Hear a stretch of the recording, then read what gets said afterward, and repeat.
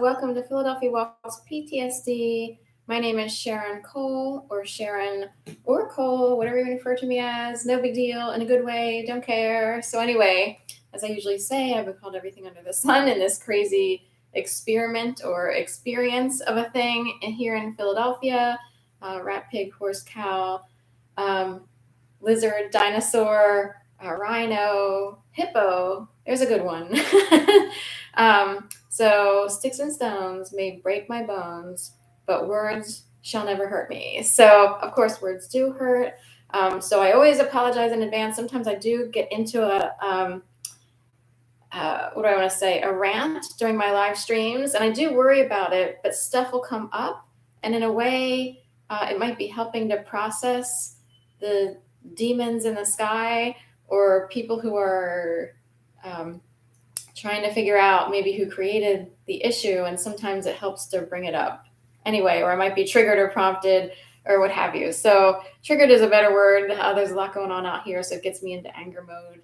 But I keep the camera running anyway, and sometimes privatize. But anyway, it is day 102 on my 365-day donor campaign. One video each day, 365-day donor campaign, raising money for a life lost, stolen, tortured, raped, per se. And I know a lot of people don't love that word, but there are people who technically wind up in situations and it fits the definition, even if it doesn't seem like a violent, jumped rape per se out on the street. Most of us, think, oh, well, rape is somehow some stranger comes along. You'd be surprised in the legal field what people consider actual rape. So it can involve a lot of settings, environments, coercion, people, peer pressure, all kinds of stuff, date rape, drugs, and so forth and so on. And if you're fortunate enough to be in a certain world, it can seem like, these things don't really happen, but they do happen, and sadly, it's often hidden, and people are afraid to talk, or they liked people, and it's like, well, so I'm supposed to tell on this person? But a victim is often actually scarred and unable to function in life like a normal person, and they often wonder, like, how do you get these relationships? Which leads me to me volunteering and trying desperately to find groups of people and trying to cultivate relationships, trying to be parts of communities and stuff like that, and still was getting slammed in a very torturous way, and I don't know why this happened. There's a good example. The Squid and the Whale is a movie by Baumbach, some guy named Noah Baumbach, almost like, right, Noah Baumbach or something like that. So he came out with this movie a long time ago. It was played heavily here in the independent theaters, and I guess it made it out there in the big theaters. But it was about these kids whose parents sort of wound up in a divorce because they were kind of competitive as writers, and the female went out as a writer, what have you, and the male fell off to the side and couldn't quite. But anyway, there was a divorce involved at a crucial age for these kids, and these kids, one of the sons would look at other families gathering together for a birthday and everything's intact, everybody's happy, and he's standing on the outside of the window looking into a restaurant where they're celebrating this birthday, and just this sadness and I guess despair came over him because he couldn't figure out how to have what that family had, and he wanted so desperately for his family to be like that family, and to have these gatherings, for celebrations, and without all the confusion and shuffling, and a new husband on the scene for the mom, and he didn't love him that much, and so forth and so on,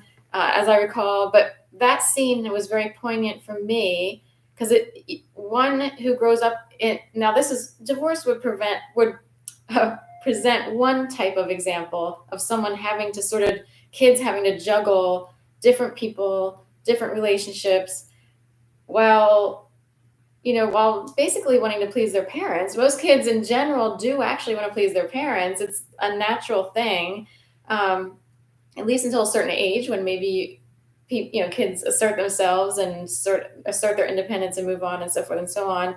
And that's a lot of pressure for kids to take on, and I would argue, even if the parents try to be as healthy as possible, it's still a lot of pressure. So anyway, it makes me want to cry because I do think of a lot of people myself. I think of a lot of people, and we live in a more aware time period. So hopefully things are better in certain families, and hopefully families that are super healthy, maybe, or what have you, have learned lessons from the past or whatever. So, but the point is relationships, cultivating them, trying to find even a family aside from your normal family ish. And a lot of people who sort of grow up a certain way or might, and in my case, I did, I kept looking towards the community and different communities to participate in things. And after I was slammed in my apartment in 2011, the fourth Monday of, and I was made to believe I'd be murdered in my apartment, and this is how everything kicked off.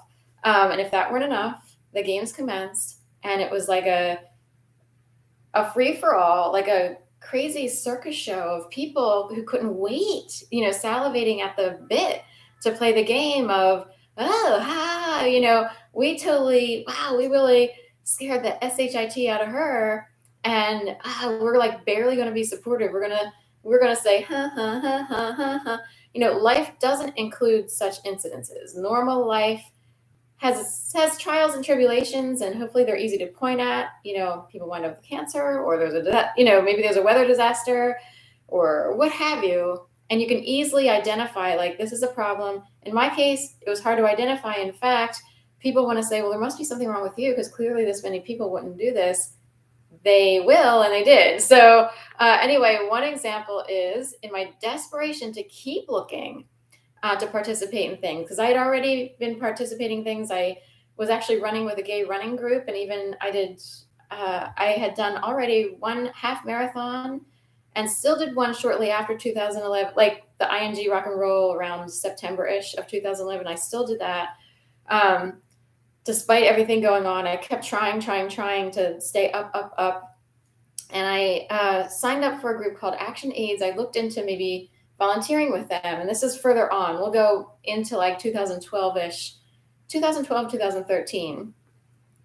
And I was incredibly busy. I'd also started yoga because I was trying desperately to figure out, like, I was rearranging my life, if you will. Like, okay, so all these people who I was hanging out with in the past were playing this game. So I'll go over here, I'll go over there, I'll go over here I kept looking and searching for people who weren't part of the problem. And what a failure that was, because unbelievable. Philly must pride itself on playing these games. But anyway, a place called Action AIDS has a different name now, but and people, hands have changed there. But the guy who's running the show, if you will, he had a big gigantic meeting. It was sort of orientation-ish, but it was like gathering all employees, all volunteers, even people who use the services of Action AIDS. He had this, it was like, say like he had a either monthly, maybe I guess it was a monthly meeting, or at least quarterly meeting or something like that. So I was so busy. I showed up.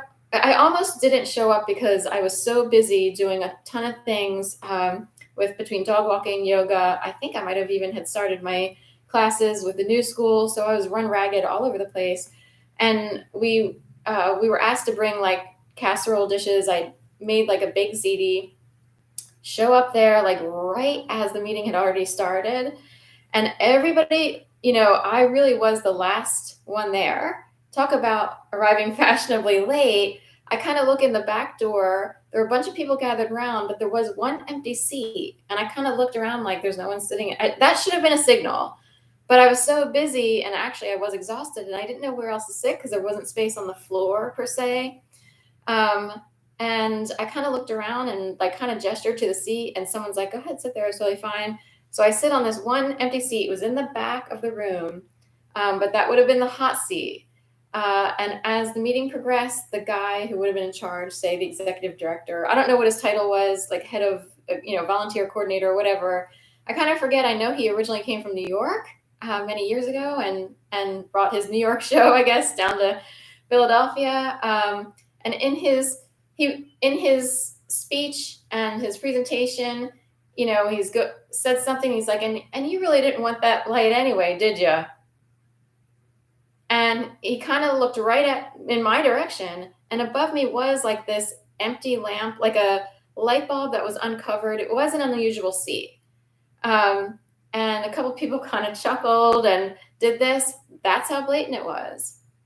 And I'm sitting there like my entire insides are sinking, my heart is sinking. I was so stunned at that point. I actually had a hard time crying in general. I still have a hard time crying, just because of the level of trauma experience. So it's a stunned state of existence. But it was a really bad experience. And I'm sitting there thinking, how many people, well, my brain did want to know how things worked out. Like, how could it be that I actually wound up late? It's a little bit rare for me to show up late-ish or right on time late to places. Usually I'm a little bit early. I'm normal-ish.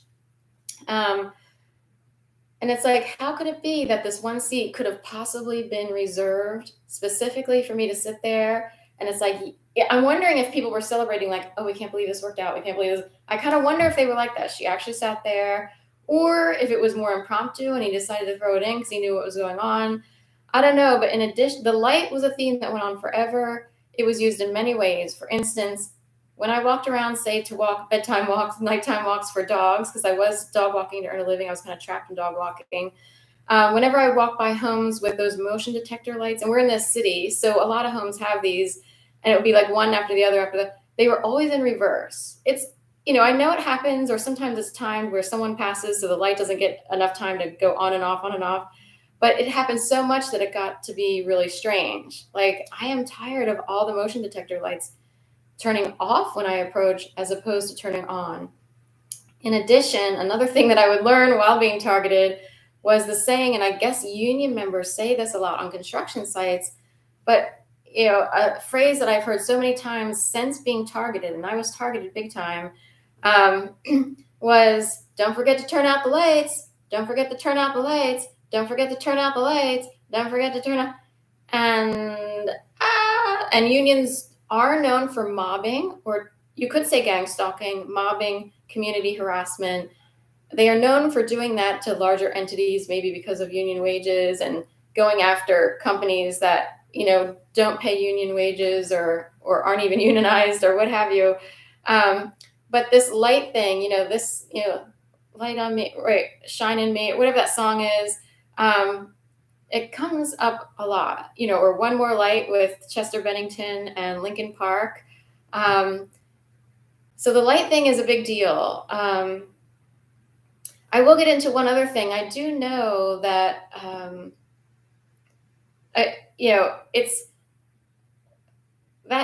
this light example is one of a 72,000 layer cake of harassment. And this was a big one that I just happened to remember recently.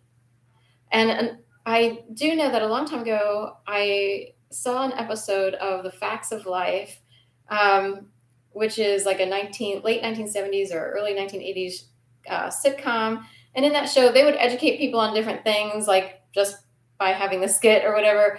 And in there, they brought in a woman who is known to be a hard of hearing or deaf person.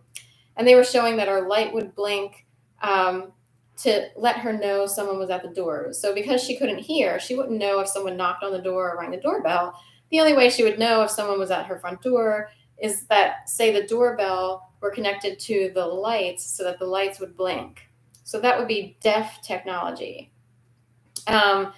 And anyway, I started to wonder about this a little bit, because say your lights blinked every time a package arrived at your door. Say you can hear quite well and even are hypervigilant and feel like you can hear 5 miles away. But say your light starts flickering and it almost seems like a friend, like a Bud Light. And that becomes, oops, we got sirens out there.